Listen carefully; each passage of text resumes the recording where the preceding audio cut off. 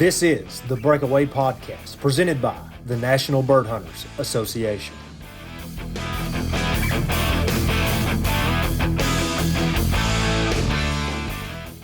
The NBHA's Breakaway Podcast is brought to you by Purina Pro Plan, fine-tuned nutrition to promote strength and stamina in the canine athlete and longest-standing supporter of the sport of field trialing nationwide. You can fuel your champion with Purina Pro Plan using various physical and online retailers nationwide found wherever pet food is sold. Purina Pro Plan, fuel the champion within. Garmin, delivering innovative GPS-enabled technology across diverse markets, including sports and fitness, outdoor recreation, marine, automotive, and aviation. Garmin, engineered on the inside for life on the outside. Gun Dog Supply, the leader in training collars, tracking collars, and so much more. Fast, friendly service, great customer support, and the newest gun dog products on the market. Gun Dog Supply, we train our dogs with the products we sell. Mule brand clothing and apparel, outdoor clothing for all sorts of environments and conditions. From hunters in briars and wading creeks to forestry personnel, farmers, motorcycle riders, and utility workers, Mule is clothing for hunters, made by hunters for over 38 years. Find your Mule brand gear at www.okieDogSupply.com. Gun Dog Central. Gun Dog Central is a centralized location for finding your next dog, whether it be a pointing dog, retriever, flusher, versatile breed, hound, or even terrier, you name it. Gun Dog Central is the place to find your next canine athlete. To find your next champion, visit them at www.gundogcentral.com. OnX Hunt, the #1 hunting GPS app. Join the millions of hunters who trust OnX Hunt to find more game, discover new access, and hunt smarter. OnX Hunt, know where you stand. And Park Cities Quail Coalition. Park Cities Quail Coalition is a nonprofit organization run 100% by volunteers who are passionate about sporting traditions and determined to make it available to future generations by working to sustain and restore huntable wild quail populations, to encourage and educate interested youth, and to celebrate the quail hunting heritage.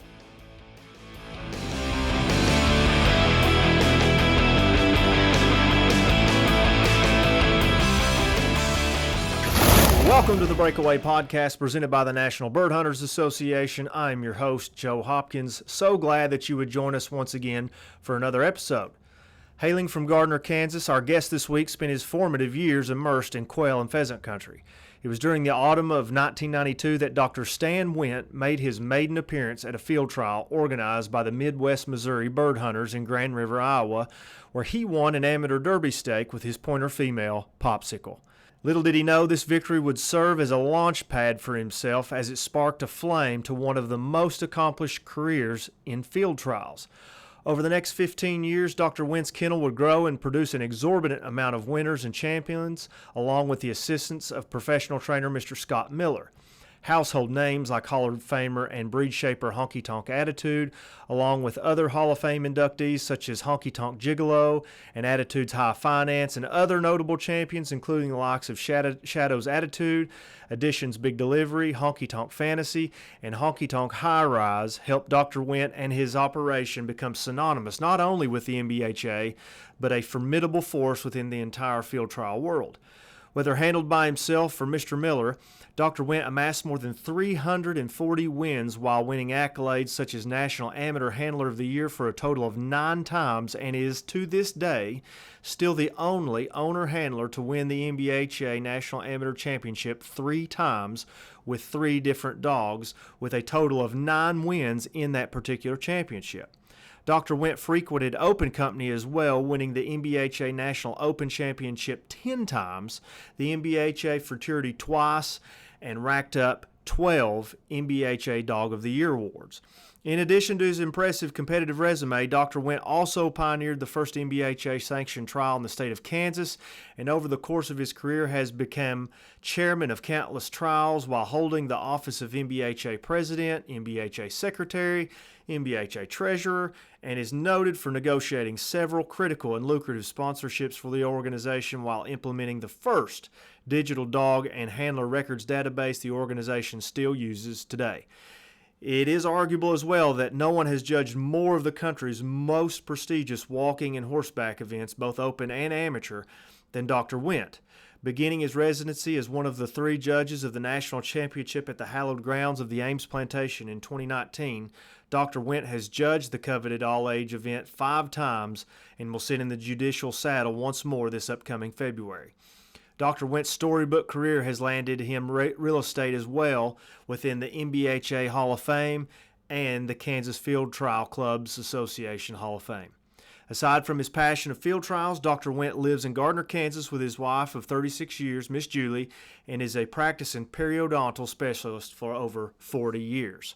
But before we get to Dr. Wint, I want to make you aware of some upcoming NBHA dates on the calendar so you can go ahead and start making plans, while also kind of give you a rough overview of the late summer field trial landscape as it starts to take shape. The late summer circuit of grouse trials is starting to come to a close in the Northwoods, which means more or less that the Prairie Championships are on the horizon, with the first one being the Southwestern Championship, followed by the All-American Open Shooting Dog Championship out in South Dakota. The Vizsla gangs are getting ready to get started up with the Midwest Vizsla Shooting Dog Championship in Iowa. And then you start to get into that cover dog season, or the meat of it, starting with the North American Woodcock Championship and the North American Woodcock Futurity, both there in New Brunswick, followed by the New York State Grouse Championship. But as with regards to NBHA, the Boiling Springs Field Trial Club will have their opening field trial on September 16th at the farm of Tony Bingham in Lawndale, North Carolina. Those entries are going to close on September 10th. Followed by the Southwest Missouri Field Trial Club on September 22nd at the Robert E. Talbot Conservation Area in Mount Vernon, Missouri, with those entries closing September 18th. The NBHA Sharptail Championship, as we discussed in the last episode with Mr. James Cleave of Outcast Kennels, will be held on September 22nd at the Namaquagan Barrens Wildlife Management Area in Dansbury, Wisconsin, with entries closing September 14th. And the North Missouri Field Trial Association will be having their opener on September 30th at the grounds of Kevin and Heather Western in Martinstown, Missouri, with entries closing September 26th. So without further ado, let's welcome in Dr. Stan Wint. What a privilege and treat to be joined by NBHA Hall of Famer, Kansas Field Trial Clubs Association Hall of Famer, and current resident judge of the All-Age National Championship at the Ames Plantation, Dr. Stan Wint. Doctor, thank you so much for joining us. Well, it's an honor to be on your podcast, and anything that helps make field trials better, I'm always interested in. So, and that's mostly the attitude most people have when it comes to doing anything for field trials. And just in the little time that we've known each other and got to talk leading up to this field trial, this podcast, you have clearly echoed that anything good for trials, you're in on it, and you want to be a part of it. But I'm going to go ahead and make something known here. When the idea of this podcast came up and we started, brainstorming ideas and coming up for subject matter and content, it was overwhelming, the number of people that were sending emails and text messages and calling me up saying, you got to get Dr. Wint on there. You got to get Dr. Wint on the podcast. He'll be perfect. And I got to thinking, yeah, he would be perfect. He's one of the judges at Ames. Why not? But then it dawned on me as I started doing my research and getting prepared for everything, you are another Stan Wint that I also know from NBHA fame, and I had never put it together. So I knew Dr. Stan Wint that sat in the judicial saddle, but I also knew Dr. Wint that was in the NBHA Hall of Fame, and I'm happy to know that you are the same guy. Well, it's been a long road from one place to the other, but it's been very interesting, and for me, it's all about the dogs.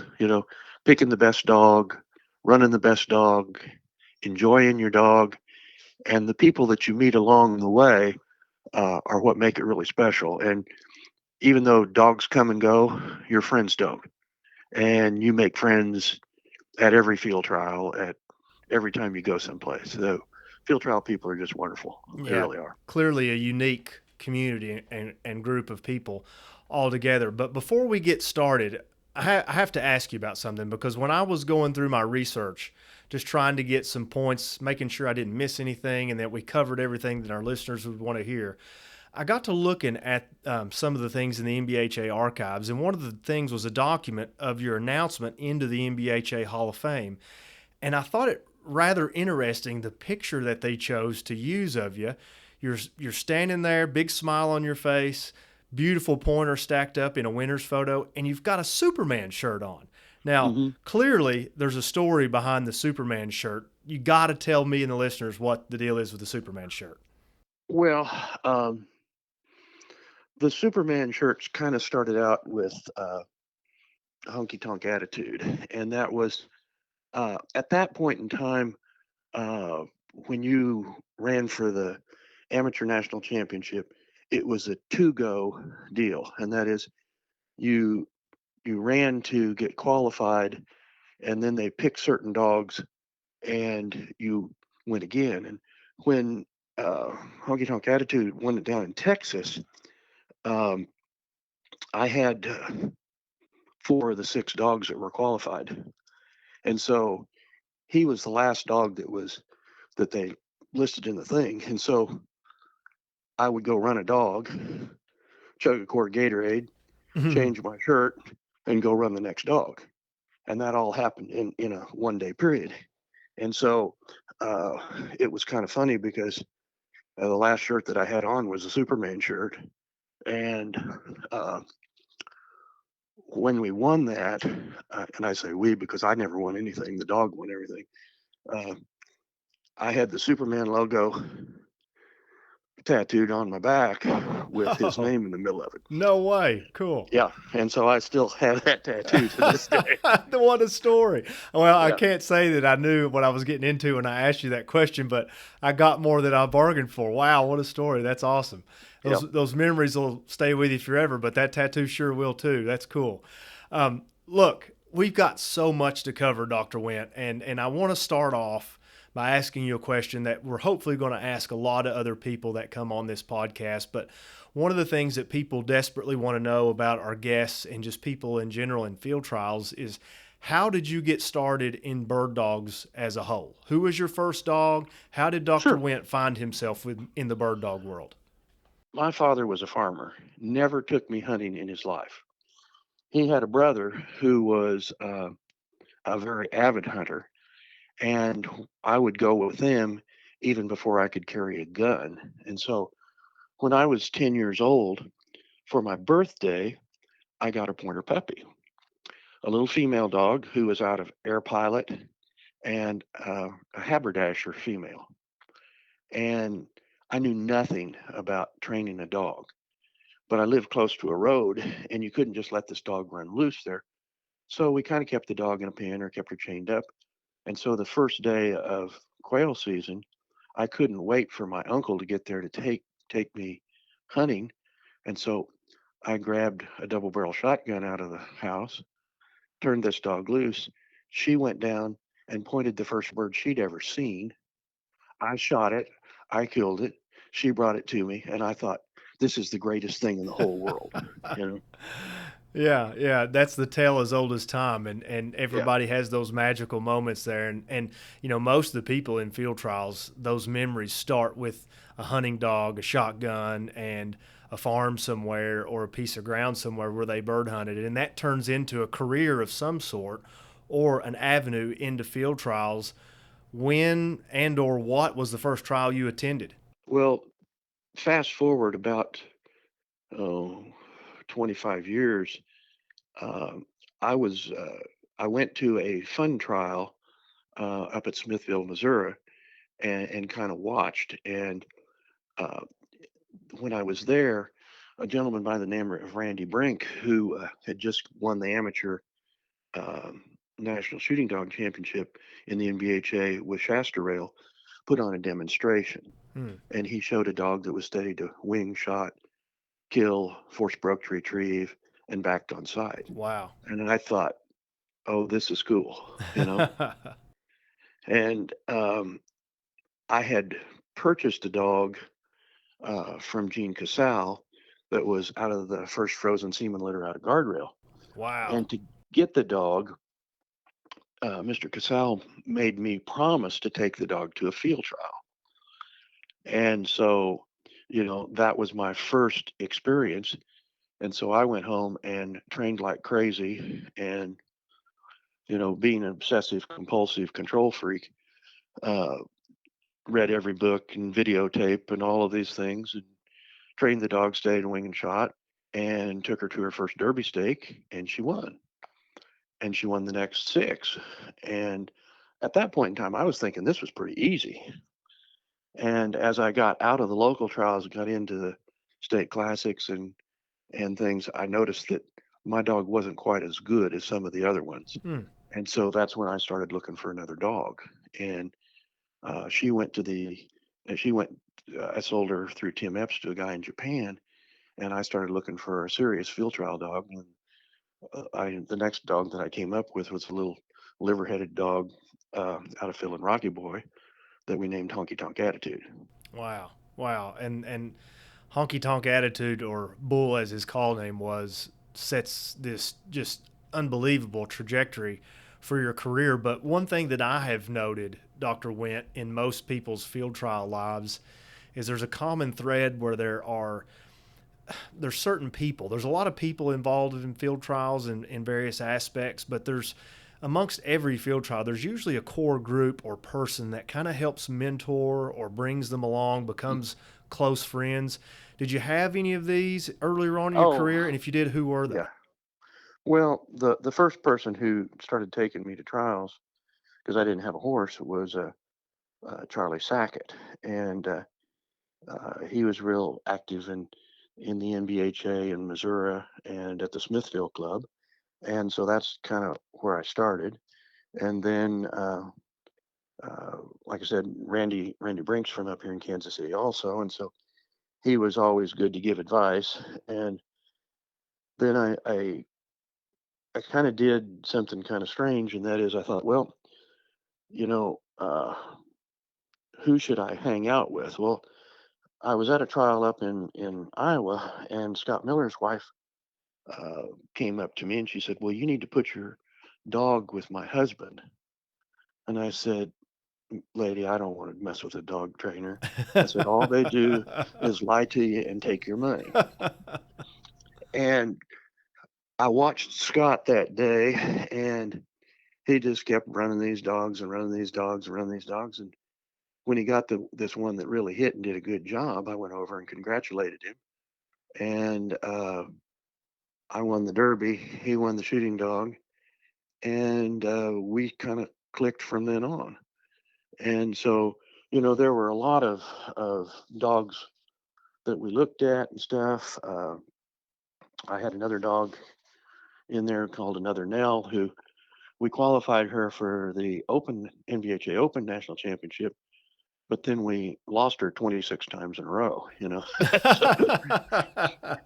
So, that's why we started looking for another dog. And so it's always kind of interesting how things take place. You don't read about that in the field. All you see is the good stuff, and you just think, "Wow, Yeah, this dog is yeah, flawless." And then you get a tidbit like that, and you feel good that yeah. everybody's human, and those dogs are just like everybody else's dogs. Oh yeah, and then you know Terry Smith from down in Oklahoma, Tommy Woods, who's still in the NBHA. Those people were some of my closest friends whenever I was real active, Right, at right. that point in time. And Mr. Woods just recently himself inducted into the Hmm. NBHA Hall of Fame, and very deservingly so. Now, you and I have talked off the recorder about this, and this is the most interesting point about the NBHA with your perspective and your experience that I think listeners may be aware of, but they're going to really enjoy listening about. Or if they don't know this, about a little piece of NBHA history that they may or may not know exists. When you were participating, when you were at the top of the NBHA game, the format was drastically different, was it not? Oh, it was significantly different. It was, you know, and although I may alienate some of my shooting dog and all age friends, but at that point in time, the NBHA had the best trained dogs in the world. Those dogs had to be not only steady to wing and shot, but they had to be force broke to retrieve, they had to be steady to kill, and they had to back. And you had to do that in every trial, even in a weekend trial. Wow. and so uh, it required a much higher level of training, and the competitions at that point in time were really pretty brutal because there were a lot of good dogs. I mean, uh, at one point in time, I believe the NBHA ran about almost 12,000 dogs a year. Wow. And so, you know, um, things changed quite markedly, and uh, it really forced you to have a very complete dog. And it wasn't a hunt test type situation. I mean, you were still on a course. There was no bird field. I mean, you were on the ground with the dog for an hour. The Open Nationals at that point in time was 2 hours, and in a 2 hour final, your dog might have anywhere between 7 to 14 contacts with birds, Wow. and you really wanted to show your dog off, and you're halfway through. Well, you killed your bird on course, and then uh, the next bird that the dog pointed, if you were real gutsy, you might shoot it and have him retrieve it too, and then have 5 or 6 fines after that. Oh my You know, goodness. so so it was a completely different format than what we have now, and um, I was the president of the NBHA when I was kind of summoned to Chicago to talk to Bernie Mathis about the future, and at that point in time, Bernie had just decided that he wasn't going to allow shoot to retrieve to continue in the American field. And so uh, I was informed that we were going to have to change our format and come in line with what the AFTCA was doing, which was basically steady wing shot, Hmm. or we were not going to be recognized and our championships would not be recognized. And so that was a rather difficult sales pitch when you went back to the national meeting. You Sure. know, Yeah, that's a massive, massive pivot from yeah, the format that you had grown accustomed to and that you were familiar with and had so much success in and so many people had come to love to what we know now. And we still love the format here today, but it's amazing how much of that has changed. And when you look back over the course of your NBHA career, Dr. Wint, what was it about walking trials, the format, whether then or now, and the NBHA that fit good for you and the other patrons at that time? What made it work for you? well, uh, as I said earlier, I grew up as a quail hunter. Okay, I grew up in southeast Kansas. Um, there were a lot of quail at that point in time. I mean, you could you could get a limit of quail at that point in time in less than an hour. I've Mm, stood in one spot and never moved and killed a limit of quail. wow. And so, as a hunter, from the time I was young until I was in my mid 40s, I always kept 3 or 4 bird dogs. And um, when I saw the NBHA format and I saw what their dogs were capable of doing, uh, it was a logical transition because it was more like the hunting environment that I'd been in, only very refined, as opposed to a horseback competition. Right. Right. And elementally, it involves a lot of the same components and parts of your average upland bird hunt. I mean, Absolutely. there was a gun involved. There were birds. Your dog had to perform and hold those standards. But I look back at those trials and try to put myself and my dogs in, and I'm sure glad that they've changed because that's a lot to ask a dog to do. And you've said it twice now in our conversations that that was a really true test of the acumen and the abilities, the trainability, the handler, and all the parts and pieces at a trial to perform and do all of that. It's amazing to think that you had to put all of that together to get a piece of the pie. Well, and there were very few dogs that could withstand that kind of mental pressure. And then, if you've been around a lot of dogs, you know that there's a group of dogs that you can train state wing shot. And then you look at that dog, and then there's dogs that can do more than 4 fines without losing their mind. And then, Right. you know, so you've got the dog who can now do multiple fines. And now what you're going to do is you're going to drop one in front of him. You're expect him to stand there. You're going to tap him on the head and tell him to go retrieve. And then the next bird that you may uh, that you may point, he may think you're going to do the whole thing, and he may want to do it on his own. So the discipline that the dog had to have was really quite quite different. And there are not a lot of dogs that can take that kind of pressure as far as a training pressure. Uh, they'll continue. They'll continue to break on you Right. after you kill that first bird, and you could always kind of tell in competitions how much confidence somebody had in their dog, because if they weren't confident in their dog, then they never got their retrieve on course. They'd make you Mm, set one up and kill it. If they weren't sure that the dog was going to back, they'd make sure that the dog was always in situations so that he wasn't close to the other dog. I see. But the really good dogs, the really great dogs, could do those things, and that was a gunfight. I mean, Yeah. it was really fun. Yeah. That is awesome. So that's the old NBHA format, and that's the 30,000 foot view of your experience in it and how you progress through it. Now let's take a step back and stand in the present and look back at your career. I could have spent this entire podcast just reading off your accomplishments and your achievements, not only in the NBHA but the field trial game as a whole. But just briefly talk to me about some of your fondest memories competing, some of your biggest accomplishments, those things that really stick out in your mind during your competitive career. Well, your first championship's always the best. And my first championship was actually the ABHA Open National Championship, a two Yes. go deal.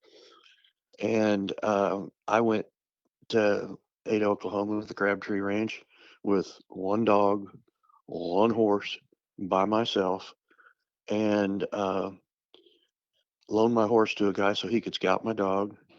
Got so excited in the first go around that when I winged my gun across this little creek trying to grab the dog to get him to go with me, I plugged up my barrel. The next time I shot the gun, I blew the end off the barrel. Oh no.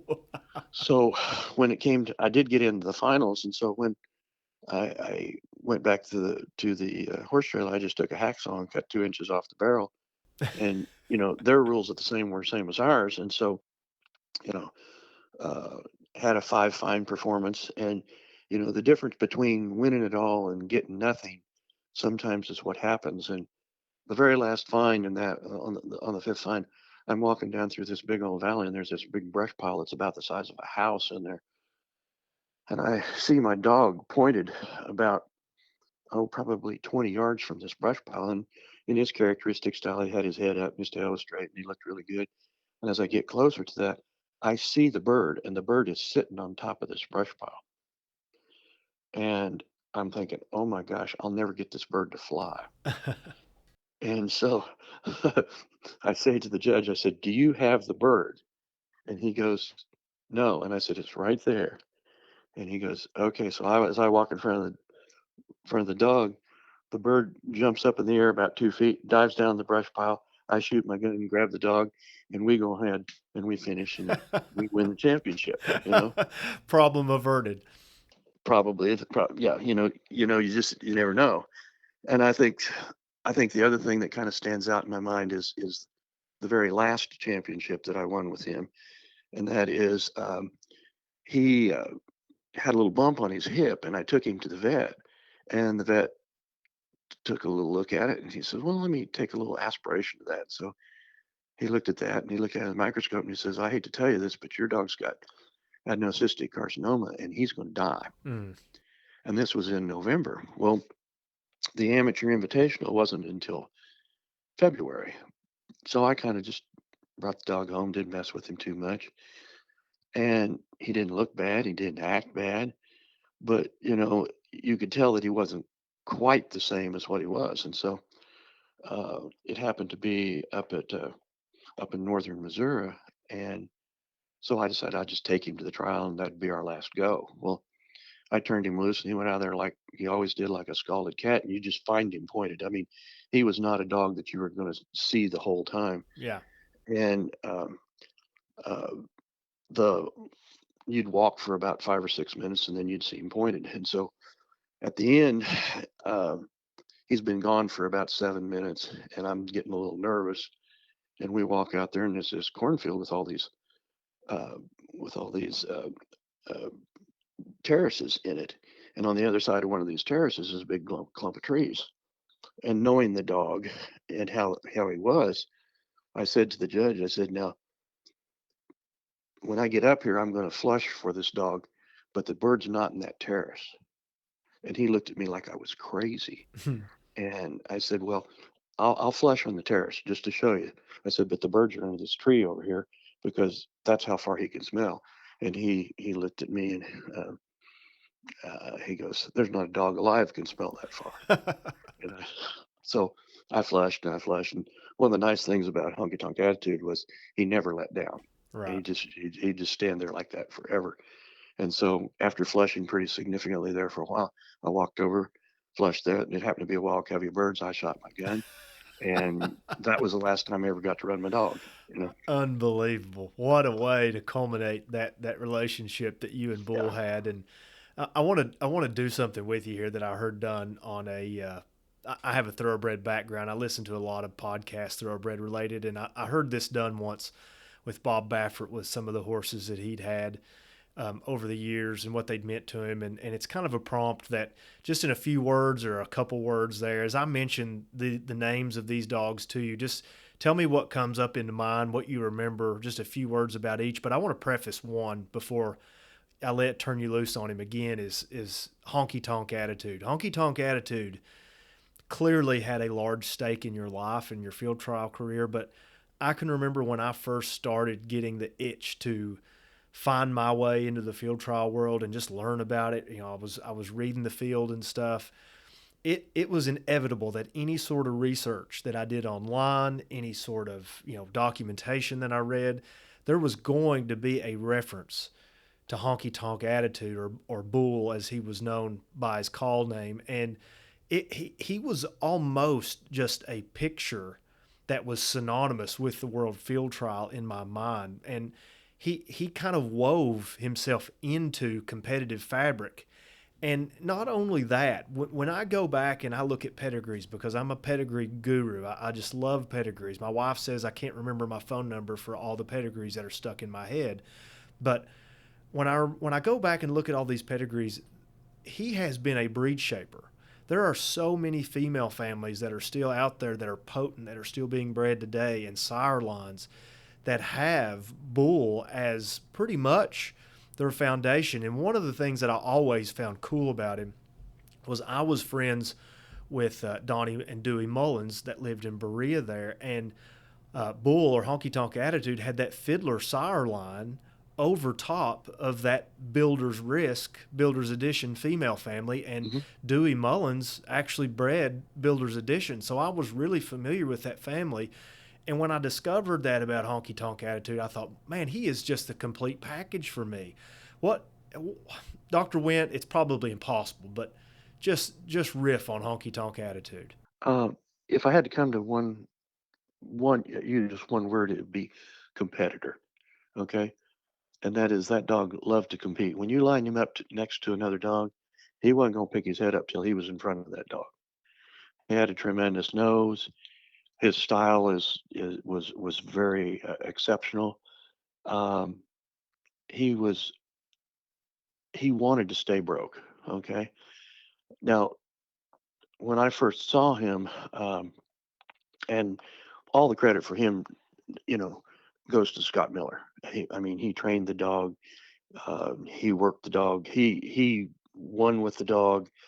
Um, but Bull was just one of those dogs that, when he was a Derby, he got 1 second, and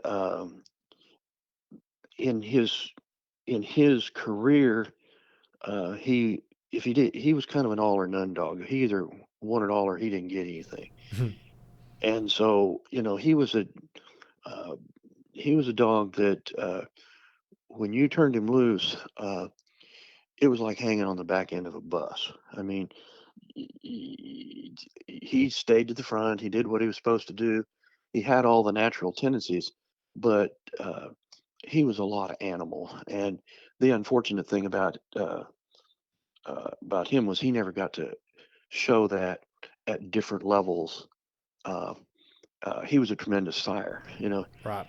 He was a he's kind of a freakish dog in some ways, and that is, there's dogs that are good competitors. There are dogs that are good sires.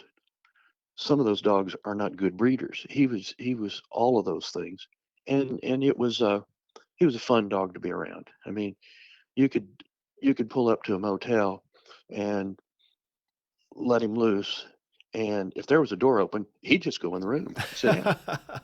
You know, you could take him in there. You know, he he'd be laying in the middle of the bed. I mean, he was happy. And I would gather to say that he earned that place in the bed in the hotel room. Just dog of a lifetime, and I know he holds a special place in his heart. But as I look at these other lists of these dogs here that I'm getting ready to list off to you here, and you're gonna riff on him a little bit, man. He's responsible for a lot of them. And the next one on my list is Honky Tonk Gigolo. Honky Tonk Gigolo, oh Woody. Woody was probably one of the most consistent dogs that I ever owned, and in one sense, Woody never got a fair shake. He and Shadow's Attitude, another dog on this list, were both derbies at the same time, and I ran Gigolo at amateur nationals in the Derby, and I ran Shadow's Attitude, even though he was a Derby, in the championship, and he won. Shadow's Attitude won the championship and was the youngest dog ever to win the amateur national championship. And poor old Gigolo, uh, he won the first championship that he was in. A guy down in Texas wanted to buy him from me. I sold him to the guy with the provision that I could get him back, and uh, he had a very successful couple of years. I got the dog back. Uh, he was a very consistent performer. I think he won 7 championships Wow. and 5 or 6 runner-ups. He never got the opportunity to be as prominent a stud dog as he should have been, Mm. um, but he was just very, very consistent and uh, great nose. Uh, never, never got hurt. Just a tough dog. And uh, I when I decided to go from walking to horseback, I had had those 2 dogs, and after running them for a little while in the horseback shooting dog competitions and getting my butt kicked for a year, I kind of got discouraged, and I sold both of those dogs. Well, when I sold when I sold Woody, I sold him back to John Everett down in South Carolina, and even though having been away from the NBHA for almost 2 years, he was the uh, National Dog of the Year the next year, National Open Dog of the Year. So it's he was a very good dog, and you know he just didn't he was always in the wrong place. I mean, Shadow's Attitude was um, a more exotic looking dog. He had that extremely high head crank. Mm. He was A out. Joe Shadow trait. Shadow's Yeah, attitude was by Joe Shadow, yeah, and that was a pretty yeah, yeah. Uh, dominant trait in well, and, those. and and his mother was a daughter of Honky Tonk Attitude. So the two of them together, between the Joe Shadow Sure. and Bull, I mean, they were going to crank their head. Right. And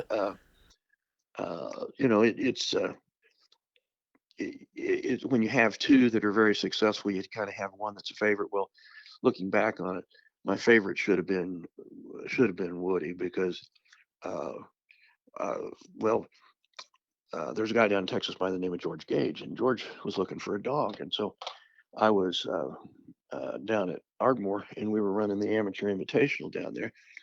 And Woody was supposed to run the next morning. And George comes up to me and says, "I want to buy that little black-headed dog." And I said, "No, George, I've sold him too many times. I'm not going to do that anymore. He's just going to stay with me." And he says, "Well, would you sell half of him?" And I said, "Yeah, George, I'd sell half of him, but you don't want to do that." And he goes, "Well, yeah, I do." And I said, "Okay, here's the deal. You can have half the dog for $10,000.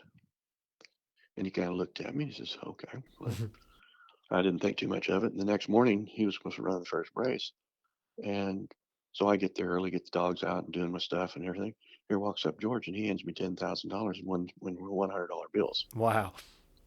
And so we go out, we run that race, we win the championship.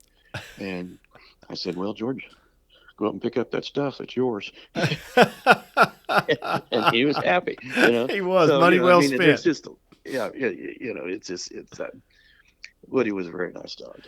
Yeah, and he sounds like Mr. Reliable Yeah, in this string. But there's another dog here we've touched on, Shadow's Attitude. But Shadow's Attitude being, I don't want to call him an outcross because I don't know how early on in your breeding career, but uh, Shadow's Attitude was responsible for getting you Attitude's High Finance. right. That was out of a Well, pretty prominent Elhew family. yeah. Well, when uh, uh, John's Attitude came from Alabama, and a guy by the name of Ed Cooley helped me find the dog down there. And so um, he had bred to the dog when the dog was very, very young. Because I got cash for Shadow's Attitude when he was about 10 months old. And so when I went back to run at amateur nationals there at Parches Cove, uh, he had two derbies two young dogs that were going to be derbies the next year, um, out of cash. And at that point in time, I was looking for the next, what I thought was going to be the next great stud dog. And so I said, "Well, I want to buy those two dogs." He says, "Well, I won't sell you both of them. I'll sell you one." And so I took both of them back with me. Um, Scott trained them both. One of them, Cash Advance and Attitudes High Finance, were brothers. One of them was the Open Derby of the year. The other was the Amateur Derby of the year. And uh, Attitudes High uh, Attitudes High Finance was a solid. He was a beautiful dog, big leggy dog, solid black head, clean body, and he just had he had so much nose. It was really hard to flush for that dog. I mean, you might have to walk 30 steps in front of him to get the bird up. I Wow. mean, he was just a freak. But I kept him for a while. He won several championships, and then Scott Turner and Dennis Buford down in South Carolina bought him from me, Hmm. and the first time they ran him, he won the amateur national championship down there. So, Wow, you were a pretty lucky place to shop. well, we had some pretty good dogs. Yeah. What about Addition's big delivery? I threw him here on this list because I was hoping he come from the similar female family, that Builder's Edition top He breeding. does. Cool. Yeah, and he was probably one of the better bird dogs that you ever had. I mean, he could find a bird in a Walmart parking lot. Uh, but his thing was, he was he was a nice dog. He won a lot. I think he was a six-time runner-up champion. And um, at that point in time, I was such a rotten, spoiled child. I didn't think that was good enough. And so I sold him to a guy in Texas because he wasn't winning. He was winning, but he wasn't Wasn't winning winning. enough for you. It wasn't winning enough for me. You know. What a So problem. What a problem to have. yeah, yeah. Wow. So What about Honky Tonk Fantasy and Honky Tonk High Rise? Both progeny of Honky Tonk Attitude. What about those two dogs? fantasy, I had bought the top derby in the country from a guy by the name of Jeff Johnson, Flash Dancers Pansy, about the same time that I got Bull. And so she was a really pretty dog, and we decided we were going to breed her to Honky Tonk Attitude. Well, she wasn't very cooperative, and she only had two puppies. And Fantasy was one of those two puppies, and she was a dog that uh, was a great hour dog, but she was not a 2 hour dog. Hmm. And she stayed to the front. She'd find game. She always looked good, good pointed. Uh, but she was a two-time national champion with 6 times runner-up. Well, what people don't understand was 4 times when she was runner-up, she was runner-up to her daddy. So it's timing's everything. Sure. Um, she was a dog that when she was uh, about 6 years old, I took her to the vet. She was kind of losing some weight, and she succumbed to the old Additions Go Boy and that line of dogs that all got cancer. Hmm. And so we bred her to Shadow's Attitude because the same day that we got that diagnosis, she came into heat. She raised a litter of puppies, and that was that was the last thing she ever did. She raised them all, got them 8 weeks old, and then she didn't make it. So Hmm. Hmm. great dog though. Great dog. Great dog. And we've kind of walked down this proverbial shed row of your kennel of dogs gone by, dogs that have carried you through a very successful career. But looking back at these dogs, Dr. Wint, that you've bred, that you've trained, and that you've had your hands on, and that you've competed with, to you, what's the most important aspect or trait of a successful field trial dog?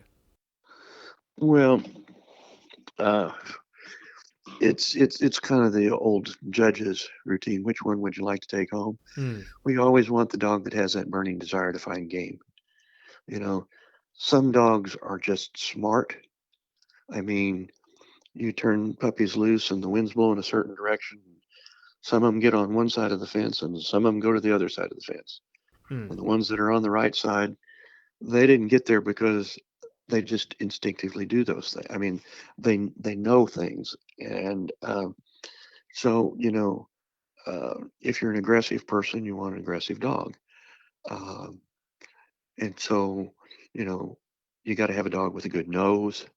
Uh, that whole line of dogs, every single one of them had the super noses, and when you were talking earlier about breeding, and that is, if you look at the daughters of Honky Tonk Attitude, uh, that's really where his success as a breeding dog comes from, or is not comes from, but is perpetuated Hmm. because his daughters are good producers. You Yeah. know, Yeah.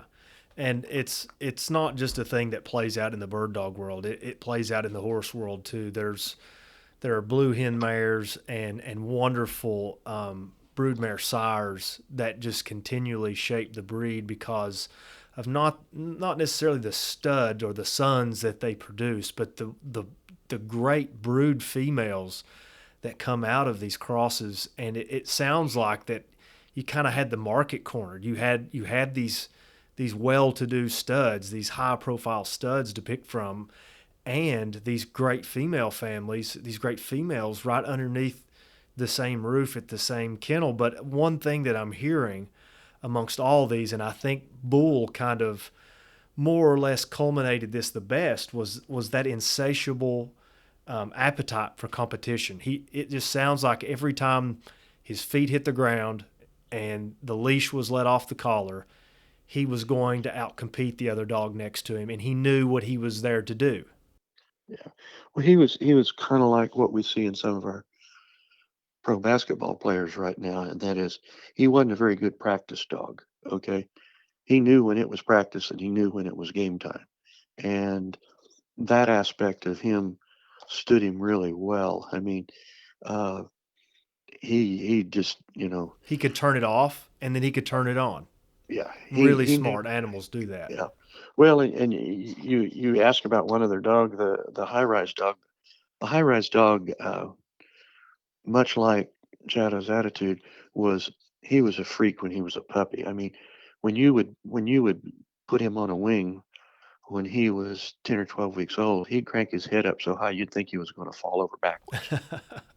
And he was a dog that was very hard to finish. Um, of the four dogs that I won the National Amateur Championship with,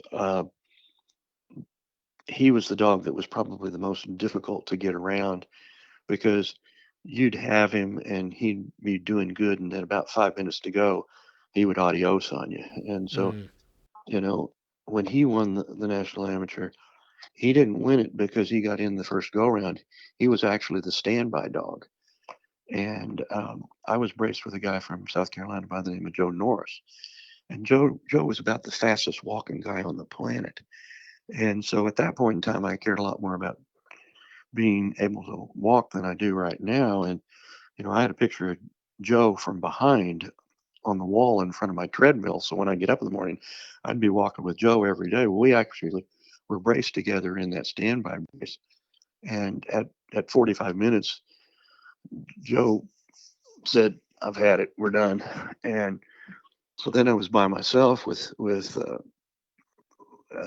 High Rise, and he was gone at the time. And when the judge said, "I need to see the dog," I I was just screaming at this dog, trying to get him to come back. And I had not sent my scout to look for him as of yet. And at that point in time, we're back at the Crabtree Ranch down in Ada, Oklahoma, the same place that we've been many times. And he came to this little opening, stood there for a minute, looked at it. And I said to the judge, "You got him?" It was Dempsey Williams from Tennessee. And he goes, "Yep."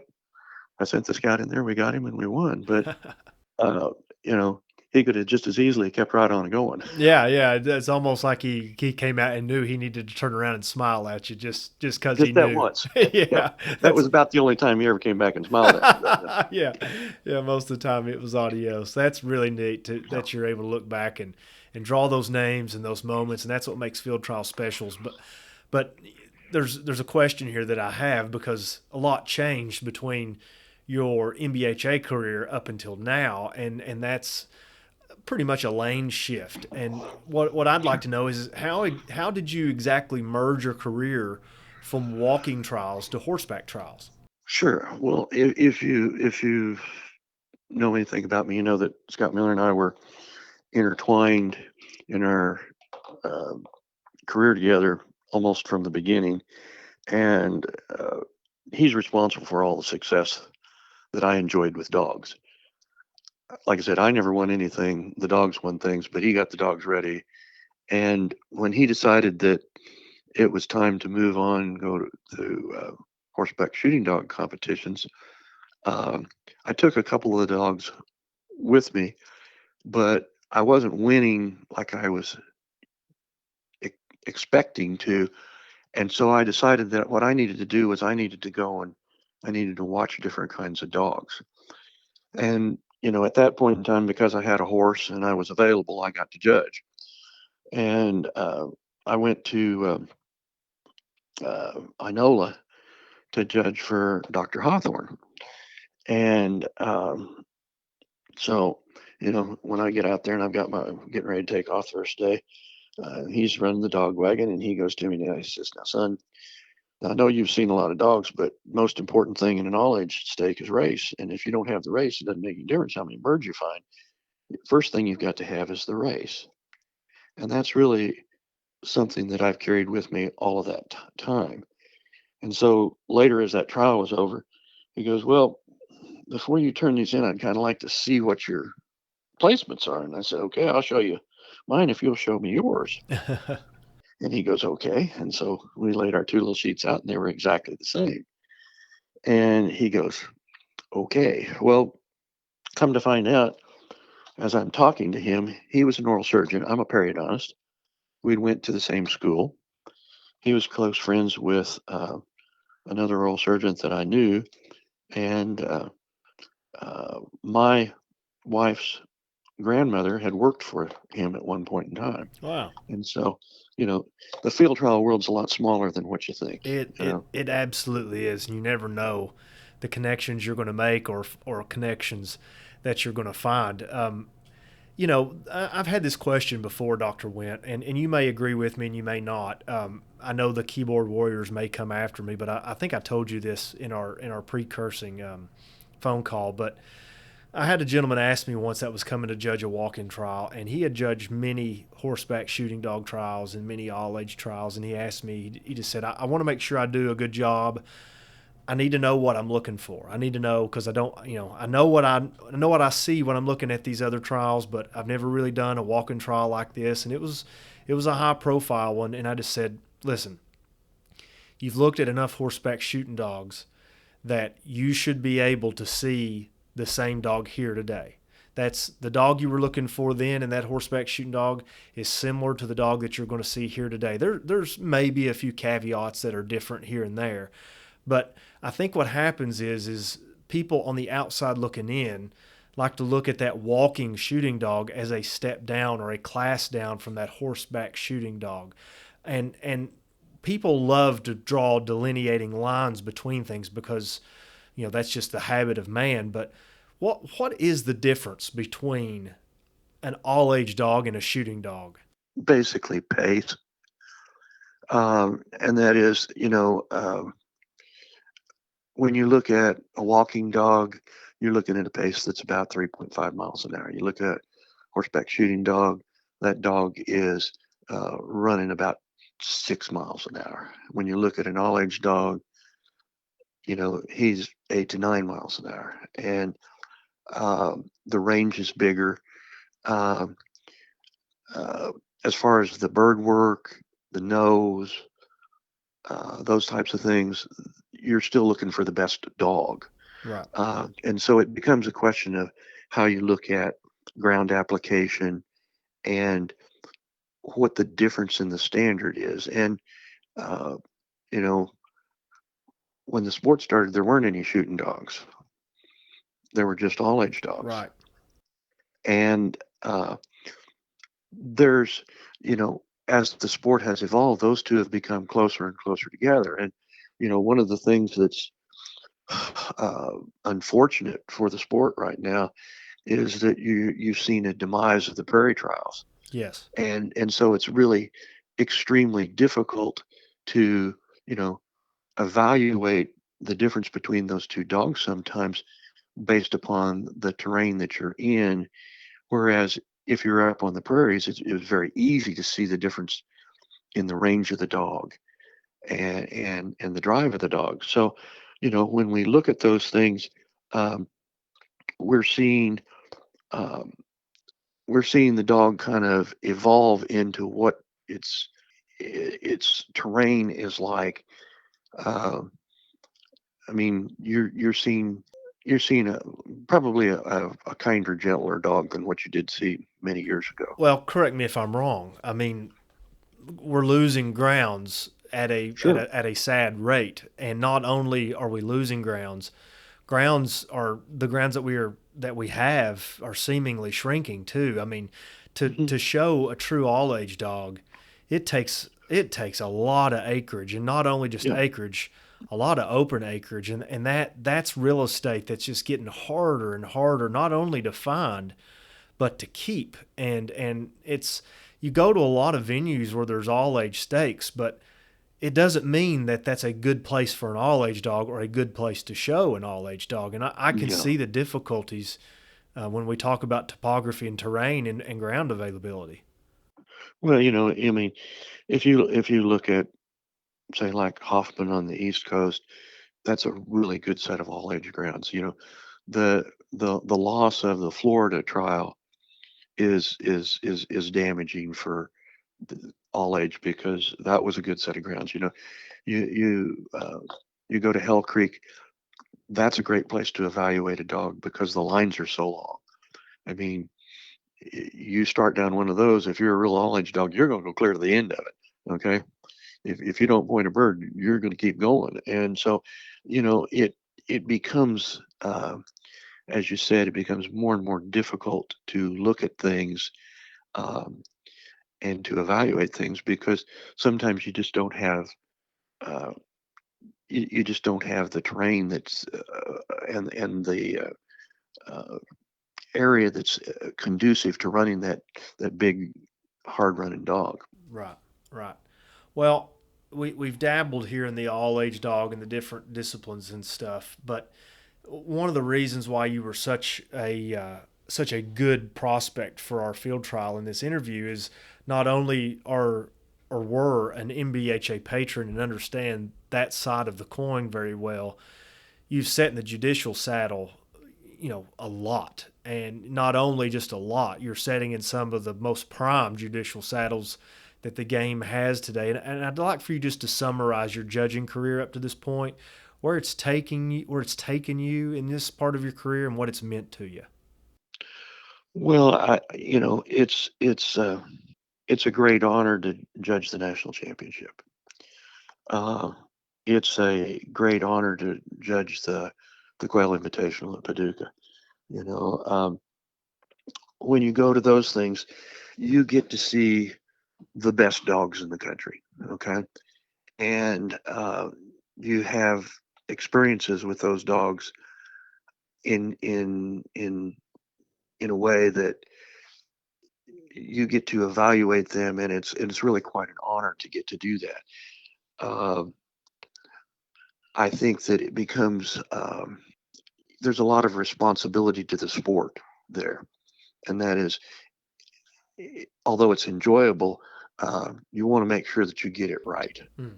Okay, that you pick the right dog, and um, so when you look at those things, um, no judge makes a perfect decision every single time. Okay, uh, you see things that for example, on those two events, you have three judges. Okay, and that's something that for most big national events, I think is a really good thing because it doesn't allow one person to overpower the other person. You got to have consensus between the three, Right. and I think that's very good for our sport. Um, I think that uh, it's um, it's important to be able to uh, evaluate the dog in such a way that it's complementary to the dog too, and that is, you know, um, you're going to have people that are going to be unhappy with you. In fact, there's only going to be one guy when you get done that's going to be happy with your decision. Right. Everybody else they're going to think you're stupid. Right. Right. But it becomes important to be able to deal with that aspect of things. And as a judge, you're evaluating the dog, but you're also an ambassador to the sport. Sure. Yeah, And that absolutely. is, if you try and be respectful of the person and his dog, even if that dog may not be competitive on that particular day. Right. He's paid his entry fee. He deserves your attention. Sure. And And the so, dog has done a lot to get to that point. oh, It absolutely, merits the attention. yeah. And so, um, if you're trying to be uh, an ambassador for the sport, if you're trying to do the right thing, you take your job pretty darn seriously, and it uh, it becomes when you reach your decision and you're in agreement with the other judges and everybody's uh, there, uh, it becomes very important to make sure that you do the right thing, not only for that specific trial, but for the sport in general. Sure. Um, it's a lot of fun, but it's also pretty serious about you know you got to pay attention. And I think one of the things that gets lost on it is the fact that it's a marathon. I mean, this is not you're going to a weekend trial and sitting in the saddle a few hours. You're spending a couple weeks, and you're not only looking at these dogs for 30 minutes to an hour. They're on the ground for a serious amount of time. They're this is the longest endurance stake, I believe, Sure. that we have. And Yeah. this kind of plays into the next question that I have is the Amesian standard. Hmm. There's an aura about this, and there's a lot of talk about the Amesian standard. But when you sit in the saddle at Ames and you look back at history, or you think about history, at least I would, I see names like John Rex Gates and Safari. I think of Riggins, White Knight, and Hoyle Eaton. I think of Allure and Billy Morton. I think of all of these names that are etched in our field trial history, and then to be able to sit in that saddle to judge the next name that goes on that list of these dogs that have not only helped shape our sport but our breed. What Tell the outsider looking in, what kind of dog does it really take to win at Ames? Well, the the the first time that I got to judge there um, was the year that Tried and True won, and the dog was uh, Luke Eisenhart did a masterful job of handling the dog. If you've been to that venue, it's not a huge place, and so as you'd be going into a field, the dog would be going out the other end, Hmm. and there was not. I mean, it wasn't like Tommy Davis is the scout. I mean, Tommy hardly did anything with the dog. I mean, Wow. the dog handled. He stayed to the front. And had a lot of fines in Yeah, that he performance. had 8, and the one that stands out the most in my mind was the fourth one. And we've just crossed the dam by the little lake there in that morning course, and uh, Tommy calls point for the dog, and we go up there. Uh, the dog is he's pointing right next to a pole there, and Luke gets off and he looks around a little bit, and he goes in front of the dog. And as he goes in front of the dog, I'm watching this dog, and this dog just kind of cuts his head just a tiny little bit to the right. But he's focused on Luke, and Luke flushes and flushes and flushes. And he comes back and he relocates the dog and sends him to the front of where he was. And he hunts and hunts and hunts, and he doesn't seem like he's got anything. And he moves to the right just a little bit, and he puts the dog over there, and the dog's very obedient. He's doing exactly what he wants, and you can see that the dog's getting frustrated and Luke's getting frustrated, and he starts slapping his leg like he's going to take him on. And about that time, the dog just kind of looks at him, and he turns and he takes about 10 steps to his right, and he nails the birds. And he Wow. knew where they were at the whole time. The dog knew where they were at the whole time, but he was doing what he was asked to do. Yes. You know, Wow. and uh, it's just that's the exceptional piece of bird work that you look at. Or Right.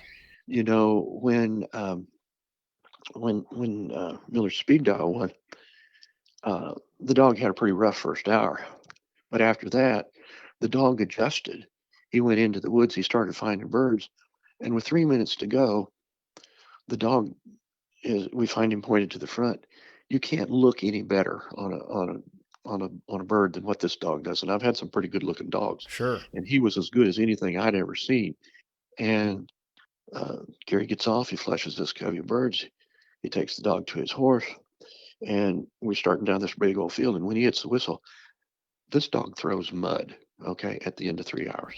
He's got it in Okay, four-wheel drive at the end yeah. of three And so hours. when you look at things like that, uh, those exceptional moments that you get to see through there, uh, that is what makes judging those things special. Yeah. And that's why those particular dogs win, is because they do exceptional things. Yeah, they cement a memory in your mind, and that's part of being a judge is what are the things that you saw that stuck out in your mind to help paint this picture on this blank canvas of this run that this dog has. And if that dog has enough of those beautiful components in there, that's the dog you remember when it comes time to revisit your notes and make a decision. And your decision is met with two other deliberators at Ames, and we've already talked about two that you've named national champion Dunn's Tried and True, Miller's Speed Dial, but you also named Coldwater Thunder, a pointer female there back in Mm-hmm. 2021, Lester Shockwave, Mm-hmm. and then last year Miller's Blindsider,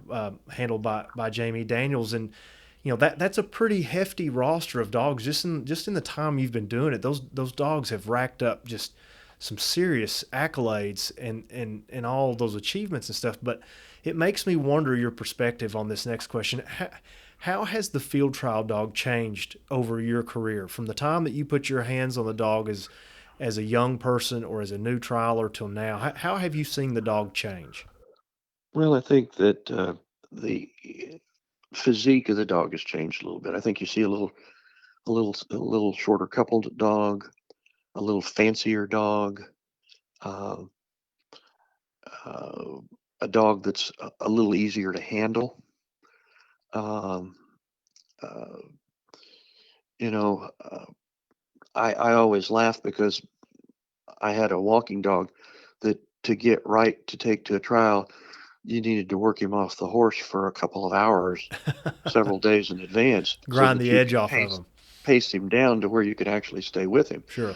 You know, in talking with people who have trained all age dogs for a number of years, um, there were a lot of you know, uh, old the old rebel dogs that were a lot like that, only to the extreme. I mean, you know, they they were a lot more animal than what you see right now. Now, there's some very good dogs out there right now, and I'm certainly not trying to diss any of them, Sure. but I think that we're different. I mean, the dogs not as the dogs today are a little they're a little bit they're not as coarse as some of those dogs were. Um, and and I think that, that's one of the reasons why field trials are so important, is because uh, the drag of the race, if we're to continue to have great dogs, we've got to evaluate those dogs under extreme conditions. Hmm. And 3 hours at the national, the invitational format, whether it's an hour, and then 2 hours, those types of things give you a much better indication than what you see when you just run the dog for an hour. Right. And uh, those things translate. Hopefully, they translate in when you breed the dog into getting a higher quality of animal down the road. And it's why our trials with callbacks and qualifying and qualifiers, they're so hard to win because you've just got to put it all together, not just once, but a time or two or three maybe. And on top of that, you have fatigue that starts to set in. And one thing that I'll just chime in on is I think we're better now at conditioning dogs. We understand dog nutrition better. We understand genetics a little bit better and how traits carry through certain nicks in our breeding. And I think we're better. I think we're just better at conditioning dogs and getting them ready for those things. And it's why I think their physique has changed. But those are some real specific things, not only regards to your NBHA career, but your role now at Ames at the National, which is a great honor, I'm sure. But let's talk broad picture here for the last couple questions as we close. You mentioned friendships earlier and the memories that you made, and that was a great comment. But talk to our listeners about the friendships you've made in field trials and why they are so important, not only to you as a person, but why they are important to network at field trials in the first place. Well, there are a lot of different ways to gain information. Okay, and if you surround yourself with knowledgeable people, you learn something every time you go to the field trial. Sometimes those things are positive, sometimes those things are negative, but you learn something. And your relationships that you form with those people, they become important from a training standpoint, from a networking standpoint, as far as breeding dogs, acquiring dogs, uh, evaluating dogs. And uh, you get to know some people that have very varied careers from what yours are, and they have different points of view, but at the same point in time, when you can come to consensus on what was the superior performance that day, then uh, those things, you'll start to look at things in a slightly different way. And the more information that you have, the better your choices will be, and the relationships that you have with people. I mean, you know, and I say this, I mean, dogs come and go. Okay, no dog's going to live forever, but your friendship with that person might last 30 years. And I'll give you kind of an example with that, and that is when I bought the little frozen semen dog from Guardrail, I had never met Gene Casal. And I would have probably never gone to a field trial if he hadn't have made me promise to take the dog to a field trial or he wouldn't sell me the dog. Hmm. Well, I'm down in South Carolina. Oh, it's probably 15 years later. And I'm judging a championship down there. And this little old man walks up to me and he goes, "Are you Stan Wint?" I said, "Yes, sir, I am." And he goes, "Well, I'm Gene Casal." And I said, "You rotten sucker, you ruined my life." I said, "I've spent $1 million. I've I've driven 600,000 miles chasing these dogs around, and it's all because of you." And he goes, "And you had a great time."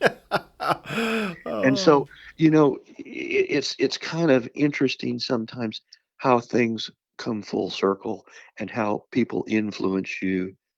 And sometimes it's people that you don't even really ever meet. sure. But, you know, so You I don't you know if I answered your question or That's not. perfect. No, that's perfect. You brought that full circle too, because we started with that story of Gene, and you were able to circle it back around in a beautiful fashion there. But talking about those things and those intangibles about our sport. Now let's talk about the sport itself.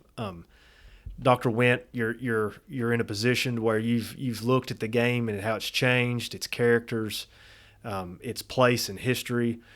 How do we grow the sport? Well, I think that there are some positive things happening right now, and that is uh, several years ago, the walking aspect of the game was really kind of down, and I see a resurgence in that right now, and that's good because that's kind of the feeder aspect of the sport. The next logical transition of that is in the shooting dog aspect, and right now, when you look at the open shooting dog competitions, they're having very large entries, and that's good. Um, I have some concerns about the all age sport right now, simply because our numbers are down. I mean, uh, we're not, we're not seeing the 60, 70, 100 dog entries that we used to see. Hmm. Now we look at things, and if it's a 50 dog trial, then that's a pretty big all age trial right now. And when you start looking at the number of people that are training, those numbers are shrinking too. Hmm. And so I think that um, we have to uh, look at what the sport is, where the sport's going, and uh, we have to do everything that we can to try and encourage people to be involved in it at all levels, whether it be Yes. running their dog, assisting with the trial, judging a trial, uh, breeding and litter of dogs that might be competitive. Sure. I mean, there's no one answer. I mean, I would love to say that I'm all for youth field trials. Right. I think it's absolutely great. But the biggest impediment that we have right now is that people don't hunt anymore. Mm. And as the hunting numbers of people have gone down, the number of bird dogs has gone down. Yeah. And it's a natural attrition type thing. And so uh, I think that it's going to become more and more important for the people that are in the sport to become a mentor or an ambassador to the other people there. And that is, if Sure. you see somebody that's new at a trial, go over and talk to them. Yeah. Ask them what they like. I mean, and it doesn't have to be a pointer or a setter, or you know, there are some wonder. I mean, in getting to judge a lot of different trials, whether it be a Brittany or a German Short or whatever, you see some fabulous You animals, do. and they're not all in one breed, and so you know um, it it becomes being respectful of the person who owns the dog and be respectful of the dog, and thinking about things as far as how you can make things better in that Right. regard. Right. And going back to your point about youth, the NBHA has a vested interest in the youth because of just the reasons you said. they're the ones that will either carry the flag or lay it down generations down from here. But when you talk about getting kids interested in stuff, I heard a trainer, a famous thoroughbred trainer in England today by the name of Sir Mark Prescott, and he said that the modern kid or the modern adolescent is losing touch and losing understanding with the working animal. And we get to enjoy these dogs for their talents and skill sets, but these horses and these dogs, to some degree, were bred as working animals, and there was a symbiotic relationship between man and beast that provided for each other. And as we disconnect, and as there's so many things grabbing for kids' attention, and not only kids but adults' attention, we lose that really sensitive and very coarse fabric that knitted man and dog together in the first place. And the NBHA does such a good job at bringing kids in and making sure they get to do something. They get to blow a whistle, they get to fire a blank gun, they get to yell at Papa's dog, they get to pet a horse or maybe even sit on a horse. And that might be just enough of the drug or the field trial drug to get that kid thinking about that game again once they get out of high school or college, or to make them want to get that first hunting dog. And I'm prime example of that, Dr. Wint. I grew up a bird hunter, a grouse hunter. That segued into field trials, and that segued into pretty much a career both in horseback and walking trials. And the NBHA is not just a ramp for other disciplines. We have people that make a living within the Oh, NBHA format, and they, I mean, I will stand on this hill and die on this hill, but some of our professionals and amateurs, they could wipe the socks off of people if they would branch out and go into some other disciplines and stuff if they wanted to. Their dogs and their abilities are second to none. They're second to none, but the NBHA has this unique place in field trials where we can foster interest in other avenues, and that's what you were touching on, is how do you know if you want to participate in horseback field trials, if you don't have a horse and you're not that kind of person, unless you go to a walking trial and maybe get that first taste. Because if you get that first taste and you like it, it's just like everything else in life. What do you want? Well, you want more of it, right? absolutely. I gave an illustration earlier about the first time I turned a dog loose, okay, and what happened and how magical it was when that dog pointed a bird and I shot the bird and everything was, you, you know, you can get the same feeling at a field trial. Yeah. You can get it, you know, if you're going to, and the nice thing about the NBHA, and it's a wonderful organization, is you don't have to have a horse. Right. It helps. Yeah. Oh It yeah. helps, but you don't have to have that. There are people that will help you. There are people, like you said, that make a living doing this, and you know, maybe maybe they help you during the week when you don't have time to do things, Sure.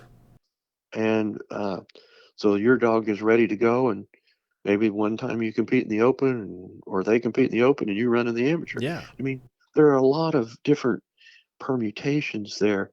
And what the secret, I think, is to having that moment. Yeah. Okay, Yeah. and that is if you have that moment with the dog, then you're going to want to continue to do it.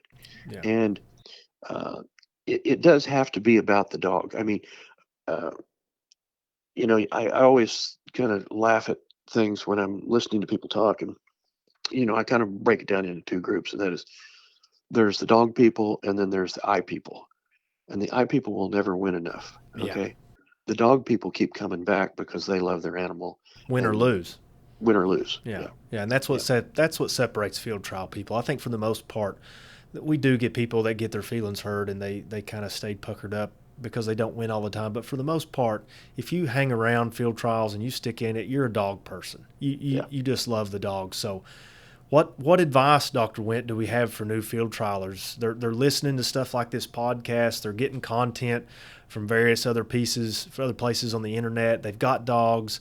They're running out of hunting. They've got to justify keeping these dogs and working these dogs and buying this dog food. What advice do you have to those new trialers? Learn as much as you can from the people around you.